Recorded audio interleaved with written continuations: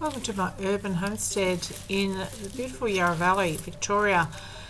Today it is fairly cold and there is a lot of jobs to be done. It's amazing how winter comes along and you think things are going to slow down, but in fact I am actually doing a lot in the garden during this time of year. And one of those things has been to take care of the sweet potatoes. Now, I haven't had a lot of success with sweet potatoes because our growing season is so short and I'm always a little bit late putting them in, which I have done yet again this time. However, I have thought ahead for the next season and been taking cuttings and nurturing those. I'm going to be nurturing them on heat inside. And there's a video on that which I will link below. But today there is a beautiful growing vine in this bed that we call this bed number 1, but it has been shaded out. This bed went berserk and everything in it grew so big and lush that the poor sweet potato had been shaded out. So I'm going in here today to see if there's anything in there, holding my breath, hoping something has grown. But worst case scenario, I can take the vine and propagate it like I have just done some nice rare pieces I got from Burnley Gardens that was gifted to me, and I will do the same with that. So we'll jump in here and have a look. Also in here is a wonderful vegetable to eat. It actually tastes more like fruit, to be honest. I cook it like an apple substitute. So I make stewed apples, but it's stewed yacon, and I make a sugar-free recipe. I will share that with you, but it does taste like stewed apples to me, but it has a water chestnut texture.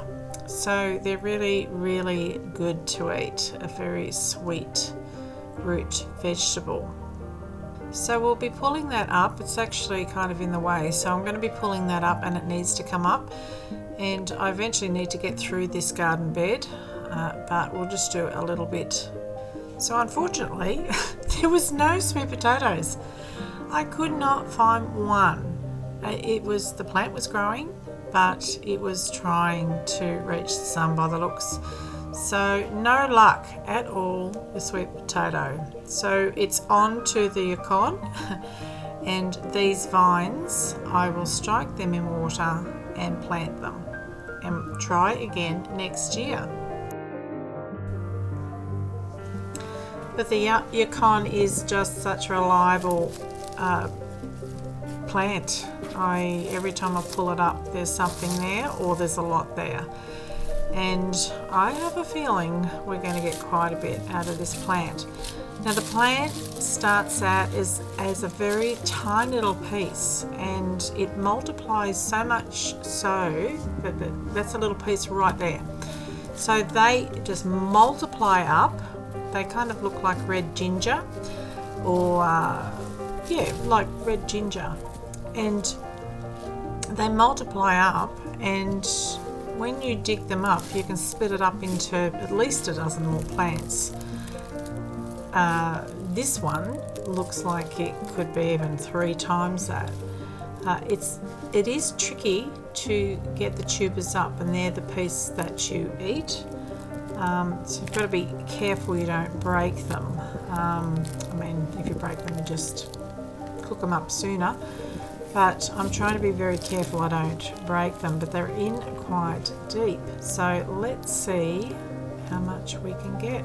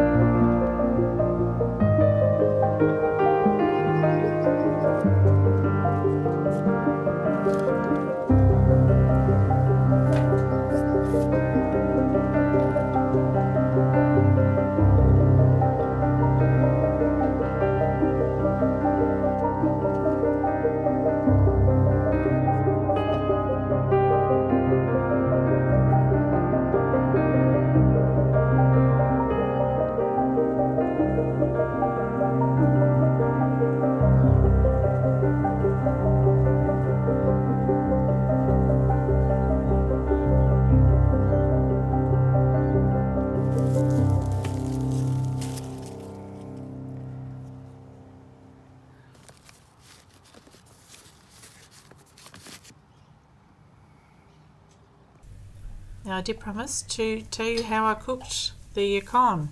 So you peel them and chop them up into chunks, nice big chunks, and I sprinkle some nutmeg.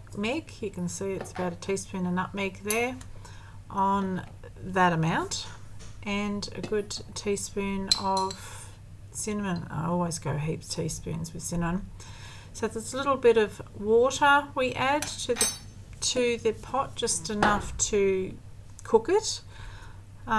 So I mean, the water that's there later you can drink if you want, or add to the fruit as you eat it, but I don't add any sugar. Now if you have sugar, you can just add sugar, it'll make it sweeter again, but I avoid sugar as much as I can, so there's no sugar in this, and I find it perfectly sweet. So in about 15 to 20 minutes they're cooked, and you can enjoy it with yogurt or whatever.